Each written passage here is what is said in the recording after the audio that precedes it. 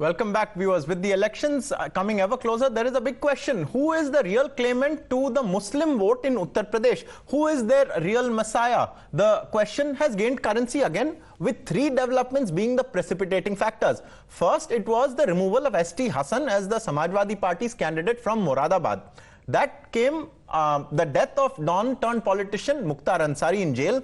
And then finally, the splitting of the backward party Apna Dal Kamerawadi from the Samajwadi Party alliance in Uttar Pradesh. As soon as the Apna Dal faction stitched up an alliance with the AIMIM for Uttar Pradesh, their target audience became very clear. With a new PDM to take on Samajwadi Party's PDA, both Pallavi Patel and Asaduddin Owaisi have asked, will the so-called secular parties really take up the cause of the Muslims they claim to speak for, or are they to be content with being a perpetual vote bank? क्या था ना, वो PDA जो अंग्रेजी में था, only public display of affection, खत्म। Ground पे कुछ नहीं था, ना एक अंदरूनी को कमिटमेंट था। ये जो बनाया गया है, ये हकीकी मानों में सामाजिक न्याय के लिए मैं समझता हूँ कि बहुत बड़ा कदम होगा। कि सिर्फ ये पार्लियामेंट के चुनाव को सामने रखकर नहीं बनाया गया है, इसको हम लेकर आगे बढ़ेंगे। पार्लियामेंट चुनाव में भी रहेगा। वहाँ पर सिर्फ वाई फैक्टर काम करता है, एम कहाँ पर? वहाँ A to Z अलायंस कहाँ है? वहाँ पर वो तो सिर्फ वाई में ही रहते हैं। उनका मकसद कुछ और ही है। उनका मकसद ये है कि मुसलमान अंधे बनकर उनको वोट डालते रहें। देखिए, अगर ओवैसी साहब की संगत का भी असर है तो बुरा कहाँ से है? तो मैं आपसे सिर्फ इतना कहना चाहती हूँ कि सामाजिक न्याय की लड़ाई बहुत पारदर्शिता के साथ लड़ी जानी चाहिए। और पीडीएम हमने इसलिए ये नारा दिया है क्योंकि कहीं ना कहीं अल्फाबेट ए में कंफ्यूजन था। कभी वो आधी आबादी था, कभी वो अगड़ा था, कभी वो अल्पसंख्यक था, कभी आदिवासी हो गया और कभी जाते जाते ऑल हो गया। तो हमने कहा राजनीति में कंफ्यूजन नहीं होना चाहिए, पारदर्शिता होनी चाहिए। इसलिए उस ए के कंफ्यूजन को हटा करके हमने उनको जोड़ने का काम किया है जो वास्तविक रूप से इस देश में सामाजिक, आर्थिक और राजनीतिक शोषण का शिकार हैं। To drive home his point, Asaduddin Owaisi set off for Mukhtar Ansari's hometown as soon as the new PDM alliance was formed. He met with the family and questioned the absence of the Samajwadi Party supremo Akhilesh Yadav. Pipped to the post by its political rival, the SP quickly went into damage control mode.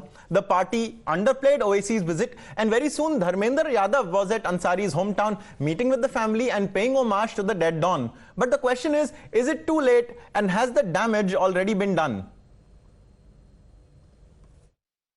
Dharmendra ji, पहले एक तो जिस बात की आशंका जाहिर की गई थी वो अनहोनी हुई, किस तरीके से इस पूरी घटना को देखते हैं? आपने सब समझ लिया होगा। अभी हम बैठेंगे एक साथ, आपसे बात करेंगे। अभी तो यहाँ परिवार के लोगों के बीच हम केवल इस दुख की घड़ी को बांटने आए हैं। अखिलेश जी भी आएंगे, राष्ट्रीय अध्यक्ष जी फैसला लेंगे। उन्हीं के निर्देश और उनके ही संज्ञान में और उन्हीं के चीजों के बीच में मैं आया हूँ।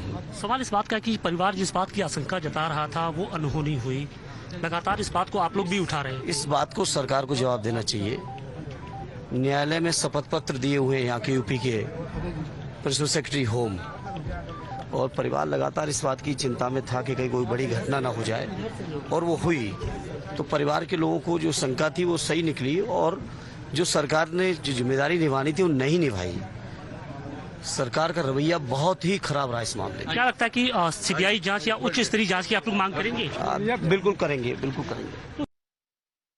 निश्चित तौर पे मुख्तार अंसारी के निधन के बाद से ही जो पॉलिटिक्स का एक दौर है वो शुरू हो चुका है, क्योंकि सबसे पहले हमने देखा था कि रविवार की देर रात असदुद्दीन ओवैसी एमआईएम चीफ पहुंचे यहाँ पर। उन्होंने परिवार के लोगों से बातचीत की और इसके साथ ही एक एक्स पर उन्होंने पोस्ट भी जारी किया जिसमें उन्होंने तमाम बातें जो लिखी हैं। और उसके बाद कहा यह जा रहा था कि चूंकि अखिलेश यादव यहाँ पर नहीं पहुंचे थे और समाजवादी पार्टी का कोई भी वरिष्ठ नेता जो बड़ा नेता है वो उनके इंतकाल के बाद से यहाँ पर नहीं पहुंचा था, तो इसकी वजह से कुछ जो सुगबुगाहट थी वो शुरू हो गई थी। और खासतौर से जो मुस्लिम समाज के लोग हैं उनके बीच में थोड़ी सी नाराजगी देखी जा रही थी।